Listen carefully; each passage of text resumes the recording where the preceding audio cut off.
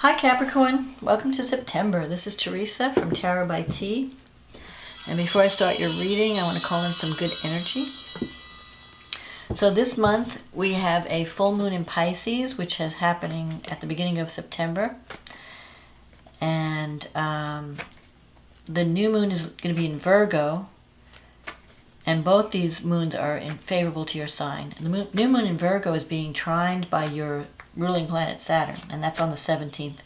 And that's part of a wide grand Earth trine with Uranus. So there should be some surprising new beginnings at the end of the month. This month is going to be a little bit tricky because there'll be good aspects, and then there'll be some difficult aspects with Mars in Aries, because Mars goes retrograde on the 9th. And then Jupiter will go direct on the 13th, and your ruling planet Saturn will go direct at the end of the month on the 29th. So we're coming out of this heaviness slowly but surely. So just hang in there.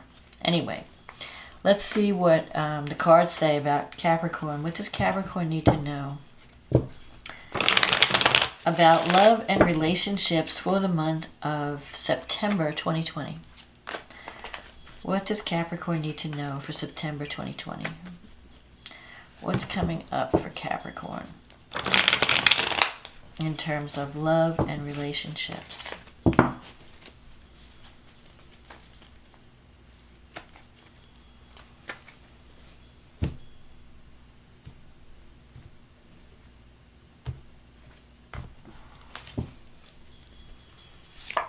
Okay. The Five of Wands, and the Hermit's at the bottom of the deck. Five of Wands, Six of Swords, oh that's good. Six of Cups, Nine of Cups, excellent. Page of Pentacles, Knight of Pentacles, Nine of Wands, Two of Cups, Nine of Pentacles, and the Page of Wands. Okay, this is good. So you might be feeling you're doing a lot of soul searching this month, and you might have been feeling kind of lonely because the Hermit's here. And you start the month off with this Five of Wands energy, which is the energy of competition, conflict, indecision, like internal conflict. Maybe you're working with people and nobody can agree on a method of action. There's been a lot of petty conflict. But that's going to be ending because you have the Six of Swords. So you're going to be moving away from a difficult situation.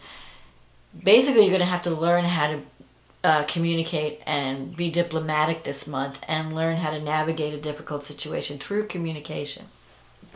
But you have two sixes here. And those represent harmony and moving toward greater harmony. So things are going to get better, I think, more toward the end of the month. The beginning of the month might be a little bit tricky. There might be some conflict, some things that you have to work out. You might be juggling a lot. Six of Cups is about healing from the past and connecting with people from the past. So you might be reconnecting with friends and people, and maybe even a loved one that you haven't really seen in a long time. The Six of Cups energy is about moving toward greater harmony, and so creating something that is going to be better. Like, you've learned your lessons from the past. So whatever mistake you've made in the past, you're not going to make the same mistakes this time.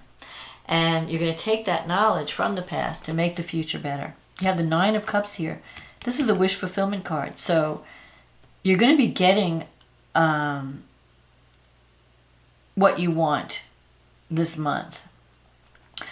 But it may require negotiation, or it may require you taking action and breaking out of your hermit mode, because I feel like you've been doing a lot of thinking, like, what's right, what do I really need, and what's right for me. And I feel like you're ready for a relationship if you're not in one, or you're ready to make a current relationship better. For those of you who are not in a relationship, I feel like you're feeling lonely and you'd like to share your abundance. You're going to be doing okay financially. You have the Nine of Pentacles here, Page of Pentacles, and the Knight of Pentacles. This is about being open to the new, being willing to do the work, willing to learn new things. So you might be learning new skills. And you might be wanting to connect romantically. If you're connecting with someone new romantically, it could be an earth sign or a fire sign. And you have this Two of Cups here. So this is a card of a soulmate connection, or someone, like you're connecting with someone that you really are on the same page with. At the beginning of the month, you have this Nine of Wands here. So you may feel, and this is in your negative thinking sector, so you may feel like you're under attack at the beginning of the month. Maybe there's a lot of competition around you, or people are not just seeing eye to eye, and you have to defend your position. But that's going to be just temporary. Because, first of all, it's the 9. The 9 energy is like you're getting to the end of the cycle. And with all this harmony, you know, 6 of Swords and 6 of Cups, I feel like you can resolve whatever conflict pops up through communication, through diplomacy, through creating some kind of win-win. And by the end of the month, I think you're going to be hearing good news and everything's going to be resolved. Now, here you have the 9 of Pentacles in your wish fulfillment. So you may have been working really hard toward financial security and on like a business situation. You know, maybe you're working for yourself, because the 9 of Pentacles is usually someone who's managing something. They're not being supervised. They're pretty much on their own. It's their baby. And you've been focusing so much on career and work and security that maybe you've neglected relationship. And now you're saying, you know, what good is me having all these things if I don't have anyone to share it with? So if you're not in a relationship, you're going to be looking for a relationship. And to end this period of isolation and loneliness that you've been living in. And so you're going to have some opportunity. You might hear from someone, because here's a message. You might receive a message from someone that you haven't heard from in a long time and may want to get together. So I feel like there's the potential for a romantic connection if you're not in a relationship. You could hear from someone from the past that wants to get together and reconnect. And this is someone that you have a good, you can have a harmonious connection with, or a soulmate connection. If you're in an existing relationship, it's possible that you may have to talk about certain things within the relationship so that you could get back on track. Like maybe you've been fighting over petty details, and you know everybody's under a lot of stress with all the COVID stuff that we've been locked down. We can't go out. We can't do anything. And so people who are living together, you know, might find themselves fighting a lot. So you might be having that, like little things are bothering each other, and you're fighting over petty stuff. But I feel that toward the end of the month, things are going to lighten up a little bit, and you're going to be able to talk your way through it, and maybe even commit to working on the relationship and making things better. Because I don't see it as a disaster, like you're ending the relationship. I feel like it just needs work. It just needs compromise, and it needs diplomacy. Like you have to think of the other person and maybe give up a few things, you know, and not have everything your way, or the other person can't have everything their way. You kind of have to meet in the middle. And through communication, you can't hold things in and not say anything, because then that's going to build up the pressure. But I think by the end of the month, good news, you're going to feel lighter, and good news is going to be coming in, so that you're going to be in a better mood. And so you'll be able to better deal with, like, I don't think this is permanent, this conflict. I think it's just a temporary thing. And eventually you're going to have harmony again in the relationship. So let's see what the astrology has to say. So for you, the full moon in Pisces is happening in your 3rd house of communication and your 9th house of long distance travel, higher education. So you could be finishing up a project that involves communication, the internet, website, something like that, around this full moon. And there could be some other unexpected, like Uranus is trining this moon, so there could be some unexpected developments around this creative project, or even around a relationship. Like something could happen out of the blue, something you're not expecting. So you could hear from, I feel like you're going to hear from someone that you aren't expecting to hear from. Or if it's a creative project or a child, something could pop up that you aren't planning. Maybe someone, if it's a child, it could be someone that's coming to visit you, or some communication from someone you haven't talked to in a long time, a relative even, maybe. But it could also be someone offering you an opportunity to do something creative, something fun, because you haven't had fun. You've been working really hard. And especially with Saturn, Pluto, and all these planets like going through Capricorn. Capricorns have been taking a hit this year. So Mercury is in the 9th house and it's sextile Venus in the 7th. Venus has been in Cancer at the beginning of the month. It's going to move into Leo at the end of the month, but while it's in Cancer, it brings love. Venus in your 7th house can bring harmony to relationships. So if you've had, any kind of differences with someone, you can patch things up. And especially with Mercury sextile Venus, the message may come from a distance. So it could be someone who's living not near you, but someone further away. It could be a message from someone who's very different than you. It could be some cultural differences. Maybe you have different belief systems, or you've lived in a different type of environment. You just have different, you're not the same. It's not like the boy next door or the guy or the girl next door. It's someone who's exotic or different. Mars is going through your 4th house, so you might be working on projects around the home. Maybe you're fixing up your house, you're cleaning the house, you're redecorating. There's a lot of energy with Mars. If you're not doing anything physical with Mars energy, you could be fighting with people if you shared the home with someone. So you want to be careful of that. Don't if the best way to deal with Mars energy, especially in Aries, because Mars in Aries is very impatient, wants things done now. So people have been feeling frustrated, and Mars is squaring Saturn and Pluto. So that's frustration and power struggles. So you may feel that you want to make certain changes in the home and you're butting heads with whoever you're sharing the house with.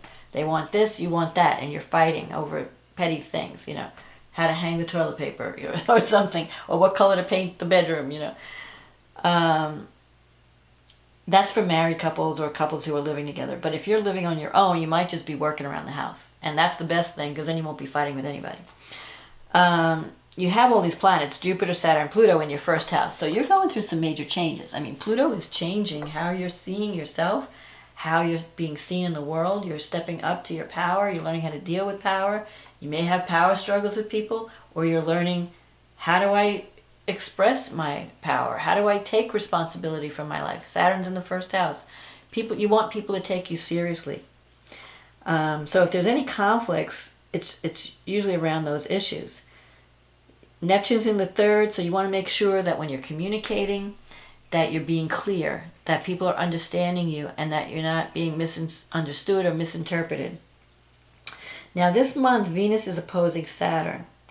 So Venus is in your 7th house, and Saturn's in your 1st house. So there could be, you may feel cut off from loved ones when Venus is opposed, or they're, like maybe the person that you're in love with is not in a good mood, not in a loving mood, and you're feeling a distance between the two of you. And it's squaring Mars in the 4th house, so there could be, because Venus opposite Saturn is not a warm and fuzzy energy. And the 7th house has to do not only with romantic relationships, but also business partnerships. So you may have some power struggles or conflicts over what you need to do for your business partnerships, and then you have responsibilities at home. There's a lot of stuff going on at home, and you're trying to satisfy your business partner, and they're not like in a happy mood. So you have to kind of walk on eggshells at the beginning of the month. Now Mars is going to be retrograding on September 9th, and that's going to retrograde through your 4th house. So you may want to rethink your home situation. If you're working on projects, try to get them finished up before the retrograde. Otherwise, wait till November. Because when Mars goes retrograde, it slows everything down. So we're going to get a little bit of a breather when Mars retrogrades, because you're not going to have the energy. You're going to be so busy working on other things. You're not going to have the energy to work on your house. It's a good time to rethink and re-strategize. Like, how am I approaching things? Am I approaching things in the right way? Now, the good thing is Jupiter is going to go direct. Jupiter's in your 1st house, and it's going to start moving forward. So it's going to bring luck and opportunity to you as it moves forward, especially when it gets into your 2nd house of financial, your money house. Saturn is going to move direct. That's your ruling planet on the 29th. So if you feel blocked by authority, if you feel like everything I try to do is I'm reaching a roadblock, I feel like I have to work twice as hard to get anything done, when Saturn starts to go direct, that will start to ease. As Saturn starts to pick up speed, you're going to feel like the pressure come off, because you won't have Saturn in your sign. Saturn's moving into Aquarius. It's going to bug the Aquarians. So you'll feel a sense of relief, because Saturn applies pressure, responsibility. You'll be working a lot. you may feel that things get a little bit lighter.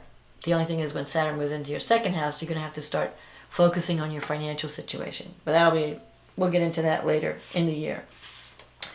So then we have a new moon in Virgo, and this is part of a grand trine with Uranus, but it's a very wide trine to Uranus. The new moon in Virgo is happening in your 9th house. So there could be some new beginning. You may want to start like either an educational program where you're teaching or you're learning. If you're thinking about taking classes, maybe you're thinking about picking up some new skills. You might be learning something new. This is a very good, it's supported by Saturn. So if you're learning new skills, it's going to give you greater credibility. And people are going to be getting more respect because you have Saturn in your first house. It can also relate to publishing. You might decide, I want to write a book, or I want to teach a class, or I want to, so if you're not taking classes, you might be teaching classes. Or you might be developing some type of global presence, because the 9th house has to do with foreign cultures and, the world outside of your immediate environment. And Pluto is also trining this moon. So whatever you're doing, you're going to be changing in a big way.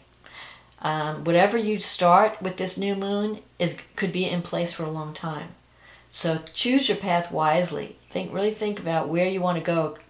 While Mars is retrograde, tweak your strategic plan and take like a small action at this new moon. You don't have to do it all in September. As a matter of fact, I wouldn't even launch, I would just start something that you're going to launch later on in the year, or maybe even the beginning of next year. So Venus, let's see. The next thing that's happening here is Venus squaring Uranus. And Venus is in your 8th house, and Uranus is in your 5th house. There could be some unexpected romantic development with Venus squares Uranus. Either you are, and it could be very intense. Venus in the 8th, it's about intimacy. It's also about money, your partner's income.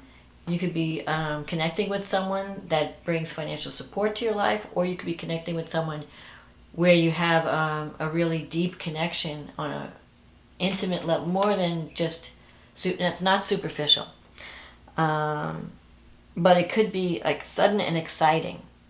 Like Uranus is exciting and sudden energy, and you really can't predict what it's going to bring. And it may or may not last because Uranus is so unpredictable. But it is going to make you feel freer. So you could be connecting with someone like a free spirit. Now with the Saturn trine to the new moon, it could last because Saturn is giving, it's offsetting that unstable Uranian energy. So you could be meeting someone who's a lot of fun, very exciting, and it could be someone that you could have a long-term commitment with.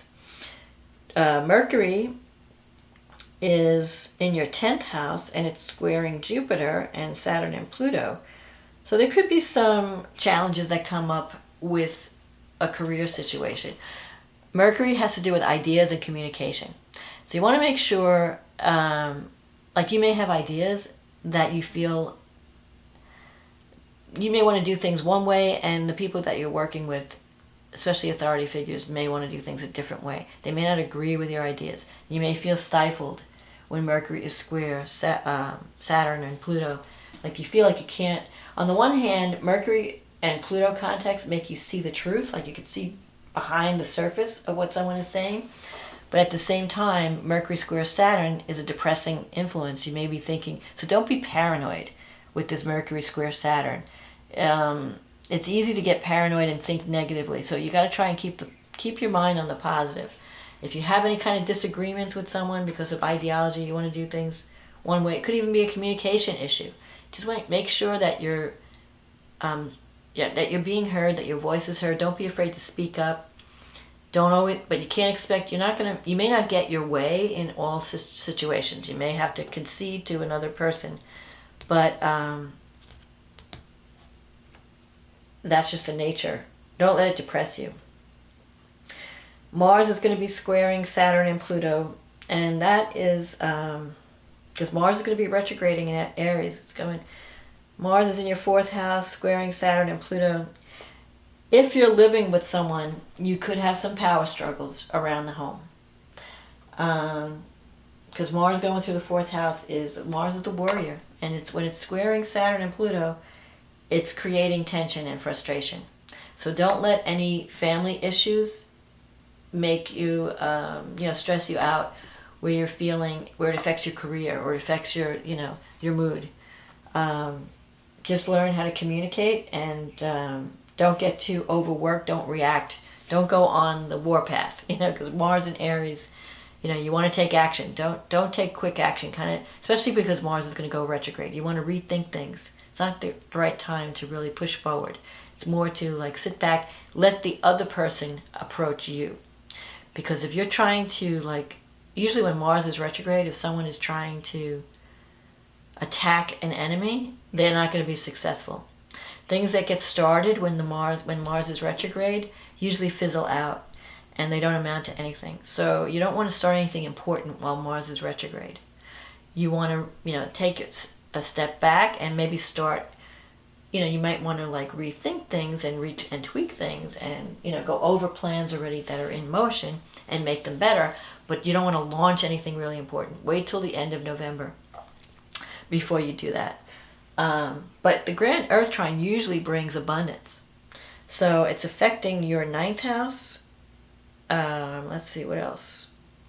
Your 1st house. And where's Uranus? And your 5th house.